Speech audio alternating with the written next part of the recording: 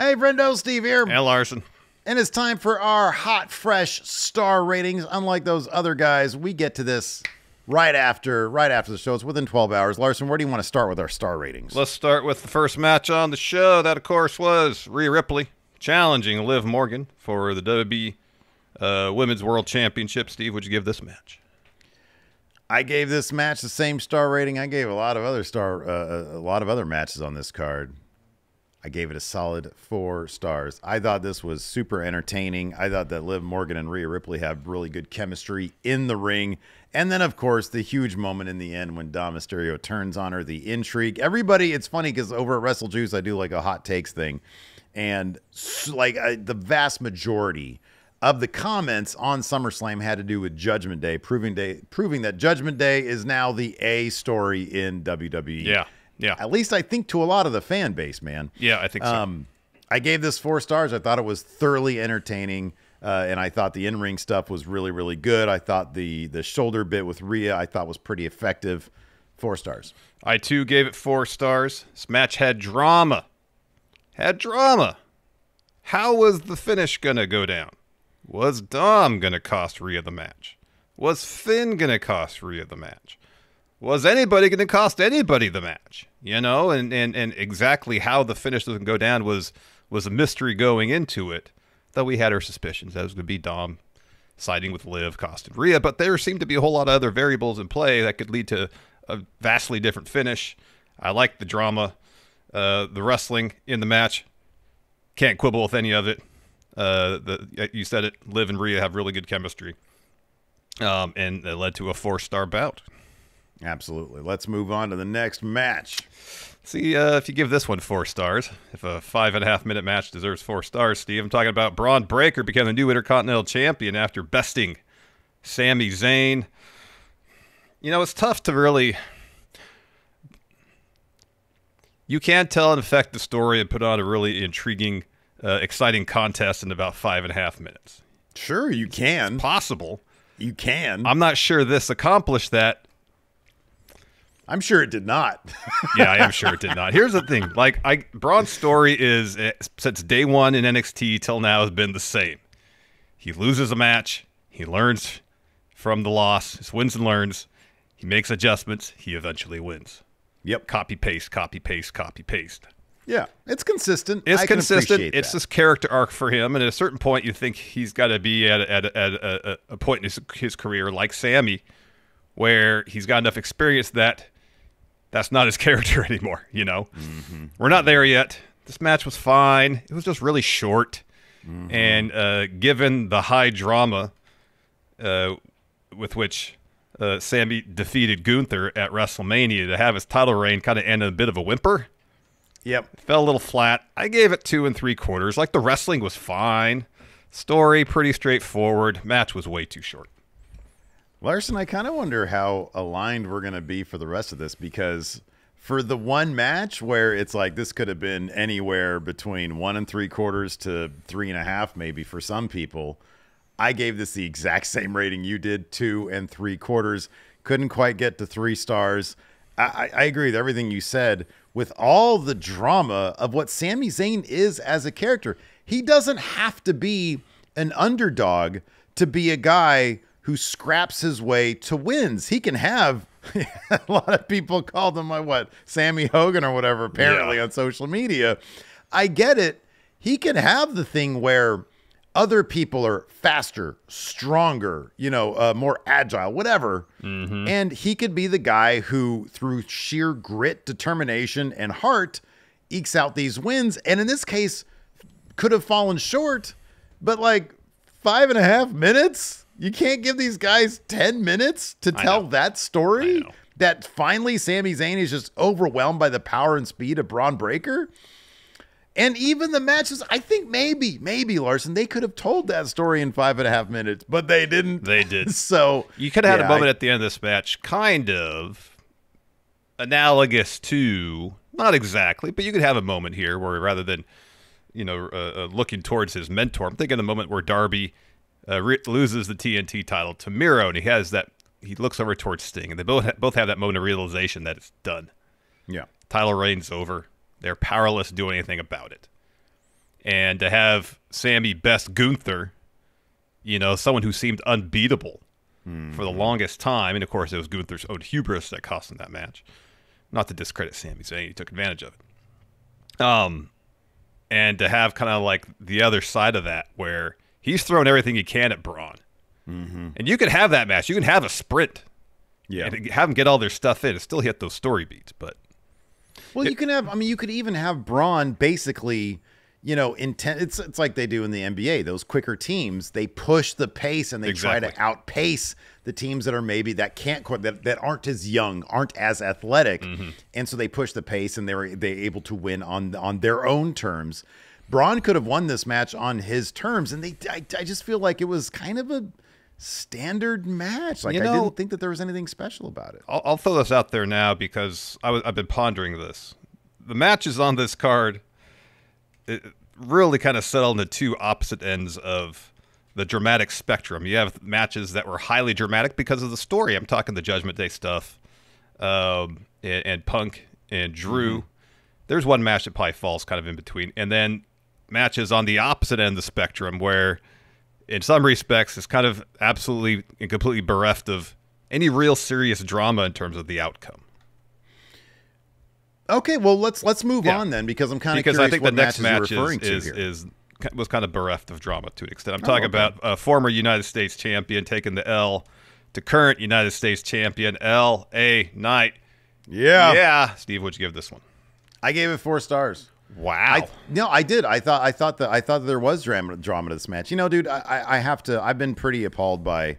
And here's the thing, like, because people have asked, and I'll try to keep this short. You know, if a person's politics don't bother me if they're different from mine. I honestly don't care.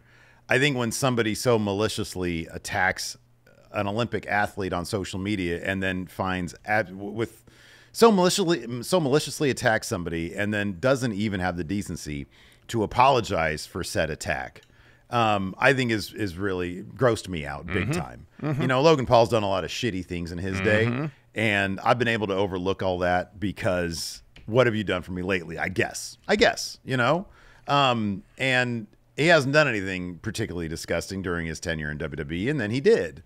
And so that's my main problem with him. I don't care that he had Donald Trump on his podcast. Cool. Good for him. He's a former president. Good. But the Olympic stuff really grossed me out. And so that's why I don't want to give his name any shine. Therefore, that's why we kind of, you know, tongue-in-cheek refer to him as U.S. champion or former U.S. champion. That being said, separating my feelings about what happened with all that, I thought this match was terrific. I do. I think Logan Paul is a terrific in-ring wrestler. He's grown to that point, and I think the story told between him and LA Knight was a really, really good one. That's why I gave it 4 stars. I can still do that and recognize that I have no desire to promote that individual or say his name anymore because his business and his enterprise thrives on people saying his name, like Joe Hendry. But I like Joe Hendry. Yeah, Joe Hendry's great. So I can separate the two and understand that this was a terrific match. It was a terrific performance, so I gave it 4 stars. You know what? I didn't think of as highly of the match as you did. I didn't really feel like former U.S. champions matches fall into a very distinct pattern. They have of late. We have match. He gets brass knuckles. He hits someone with brass knuckles. He wins. And it wasn't a situation. Now, it was a situation where there was, I don't know, LA Knight was prepared for brass knuckles. There was more drama associated with the finish. Then maybe I would have thought more highly of it. I only gave it 3 stars. It just felt a little flat for me. Okay. It did. All right. Fair enough. Let's move on to the next match. Nia Jax defeated Bayley for the WWE Women's Championship. Nia Jax has been doing, you know, dude, it just goes to show one thing about Triple H's reign. When it's been successful, which I think in a lot of ways it has been, he allows these wrestlers to stick with what they're really good at. Because if you get signed to WWE, chances are you're pretty damn good at something. And if you focus on your strengths like they have with Nia Jax, which is being this powerhouse wrestler who has faults of her own, who has weaknesses of her own. But the personality, they've focused on what she does really well from a character standpoint, and even in the ring, and especially with Bayley, who's one of the best wrestlers on the planet, and kind of just really in a low-key way, because I don't see a ton of people saying how damn good Bayley is. She's great, but she is damn good. Her and Nia Jax had a really, really great match. I gave this another solid 4 stars.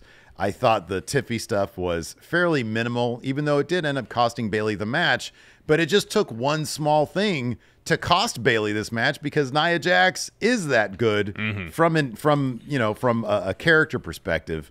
You slip up once against her, you're going to find yourself on the bad end of an Annihilator, and Bayley found herself on the bad end of like 3 Annihilators. 3 total, yep. Yeah.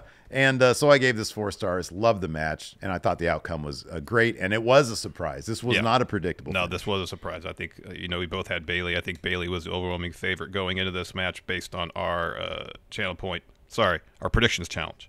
Although I think Nia was the favorite in the betting odds. Interesting. Okay. Yeah, at least a couple days before the show. Not too far from you. I gave it 3 3/4. I thought this was really, really, really good stuff.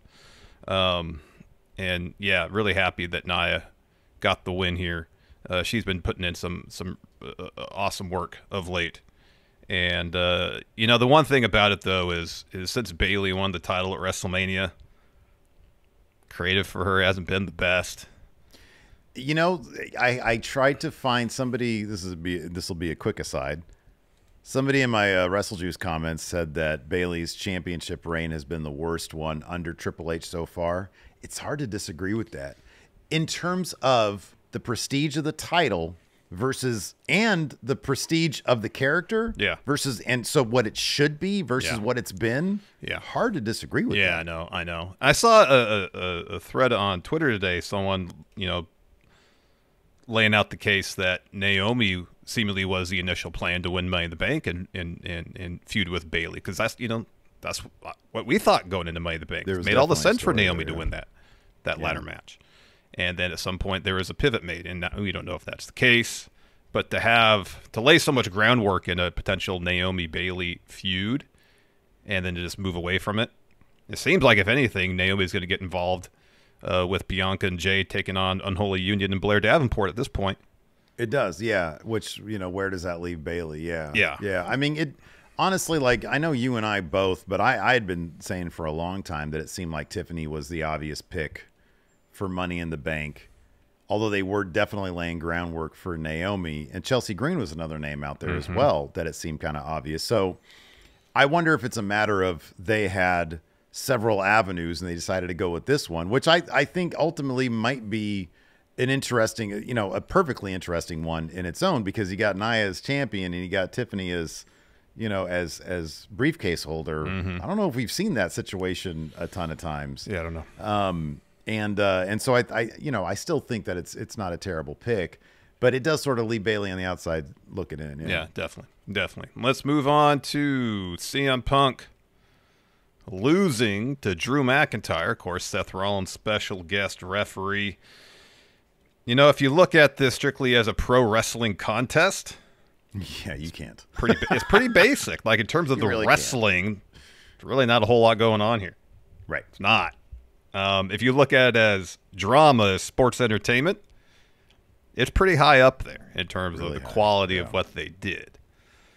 So I kind of balance those two things out. Okay. I mean, this match was much more about the sports entertainment, the story. That's what it was emphasizing, as opposed to putting on a compelling pro wrestling match. And I'm not saying that as a negative per se. I gave it 3 3/4. It was wildly entertaining. And in terms of developing these characters and progressing their stories, it did a fantastic job of that. As a wrestling match, kind of middle of the road, though. I gave it 4 1/4. Because here's the thing, going back to 1997, when you and your knucklehead friends brought me into the group and sucked me into the world of pro wrestling, Larson, this is the kind of shit that I've always loved. It's all my fault, isn't it? It is your fault. Yeah, I owe you my career, which I do on multiple levels. Dude, this is always the kind of thing that I have loved. I am so much more interested in the interpersonal dynamics of these characters more so than let's do a bunch of really cool moves, because those are the opposite ends of the spectrum kind of in pro wrestling. When you talk about sports entertainment, and if that makes me just a sports entertainment guy, fine, that's whatever. I don't give a shit. I think it's all sports entertainment is just a silly way of saying pro wrestling. I really do believe that. And you can have pro wrestling that focuses more on the performance of, you know, the moves and maybe even the story you can tell via those moves. But you also just have these awesome stories and arguing over a bracelet, but that bracelet means so much, and how it can turn CM Punk into the thing that he's criticizing Drew McIntyre for being. That's the kind of shit that I like. That's the story. That's the plot. That's the writing. And I think that is more difficult to do than doing a bunch of moves and stuff. And so I appreciate that. And I appreciate this match for all of that shit, because if all the matches on any pro wrestling card had that level of drama, I'm not saying copy paste the same shit, but had that level of drama, I would be in Hogs Heaven. I'd be so happy. So that's why I gave this 4 1/4. There we go. Next, talk the World Heavyweight Championship match, a match that had the wrestling plus the drama, I feel like. Talking Gunther. He is the ring general and new World Heavyweight Champion, defeating Damian Priest. A little help from Finn Balor. Steve, what'd you give this one? Match of the card. Easily. God damn it, man. It had all that drama from what I just talked about, plus it had all that in-ring stuff. I give it 4.5 stars. This match absolutely stole the show. It was killer. Judgment Day, #1 story. Gunther, #1 champion in WWE. Yeah, I loved it. I thought it had everything. I thought Priest hulking out on Gunther just to get at Finn Balor and then reaching through and grabbing his throat. Yeah. Choking the shit out of him. Oh, man. I loved it. I thought it was great. 4.5 stars. It was fantastic. I wish I gave it 4 1/3, because I feel like that would more accurately describe, but it's quarter star increments, so I gave it 4 1/4, but it's really 4 1/3. Maybe 4 3/8. So it'd be 4.375. Okay, man. Anyways, I thoroughly enjoyed this match. These two guys beat the shit out of each other for our entertainment. You got the physicality. Wait, what'd you give it again? 4 1/4? 4 1/4. Okay. Really 4 3/8. No, God. But you got the physicality. You got the believability. Yeah. You got the intensity. And you got the great story, not just within the match of these two competitors, but what's going on outside of it too, with the Judgment Day stuff. This is, in my mind, this is about as good as pro wrestling gets in a lot of respects. I gave it, and maybe I should have given it 4.5 too. I gave it 4 3/8 stars. Which is it? What is it? 4 3/8. I'm going by 8 star. You can do whatever the fuck you want. It's our show. You can give it 4 3/8 if you want to. 4 3/8. All right, there you go. Maybe 4 4/10. I don't know. Anyways. Oh. Let's go to our main event. The new Tribal Chief. Put your ones up for the Tribal Chief, Steve. Roman Reigns. Taking on... Bro. What? That fucking title sold out in an hour. I sat there hemming and hawing. I should have just got out the credit card, man, and worried about it later. Yeah, I guess. Yeah, could have done that. They'll restock. They'll restock. Do they restock those titles? I think so, unless they're advertised as limited. I'd assume they'd restock. Oh, God. You might have missed a chance. Might have to get one from one of those secondary market sellers on eBay. Call it my dude in Pakistan. You saw that fake one that I had the Roman Reigns logo close on? Enough, maybe. Solo taking on Cody Rhodes for the WWE Championship. This match definitely fell in the category of bereft of drama. There is basically no drama in this match. The lone drama in this match, and seemingly the only reason this match existed in a lot of respects, was for Roman Reigns to return. And everything else about this match felt like an obligation. Oh, we need to have a moment where Solo stands on his own 2 feet and tries to beat Cody one-on-one without interference. We'll do that for 15 minutes. Obligatory run-ins because it's a Bloodline rules match from Bloodline. Arn Anderson gets on the horn and calls the two most obvious people that would come help Cody Rhodes. Kevin Owens, Randy Orton. It's time for Roman to return. And even Roman returning, he just runs to the ring and punches Solo, spears him, and leaves. They were like, it was cool. It was great because it's Roman, he's back. But even then, it wasn't the most dramatic return. Yeah. I gave it 2.5 stars. I kind of felt let down by this. Wow. And if Roman hadn't come back, it would be lower. I love it. No, I love it. Look, I gave it, I'll tell you right now, I gave it 3.25. Generous. For all the same reasons that you just outlined, but to me that means 3.25 because it did have Roman, because I don't think it was as bad. Like the first 16 minutes of just wrestling, I don't think were as bad as I've seen a lot of people out there say. It wasn't bad. It just wasn't engaging. The crowd's there just sitting waiting for Roman to come back, not invested in what's happening in the ring. It's because it's a bloodline rules match, which means anything goes. And then you give us 15 minutes of just like basic in-ring wrestling? Come on. Give us something, a reason to get out of our seat right away.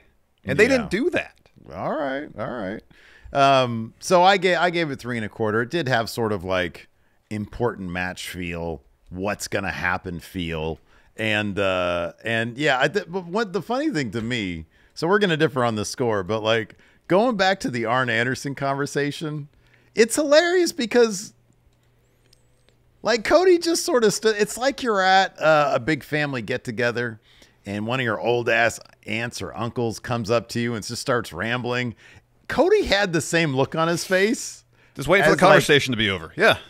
I'm like, waiting for the conversation to be over. Arn is telling him some very important stuff. He put his one up. He told the Romans coming back.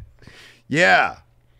So, and there weren't a whole lot of surprises here. That being said, it was the main event, had big match feel, and Roman Reigns came back, and that stare between him and Cody Rhodes dropping the crossroads, staring at Roman Reigns. I thought that alone was worth 3.25 stars, but that's all it was worth, 3.25 stars. So that's what I gave it. It's very generous. It wasn't a very good match. It is what it is. It's very generous. Anyways, let us know what you guys think in the comments. Maybe under second thought, maybe I'll give it 2 and 55 100ths. Okay, dude, you know what? Rob, I think, compiles our star ratings here, man. So 2.55, piece of cake. And he just does it. He just does it. You're a mess. You know, man, you just set our quest to be those other guys back. You just set it back. It's got to be the quarter increments, man. Why? You just set us our rating. We could do what we want.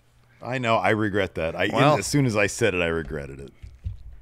Look, what it is now. Larson, I'm already reeling from missing out on Roman Reigns' custom title. Let us know what you guys think in the comments below.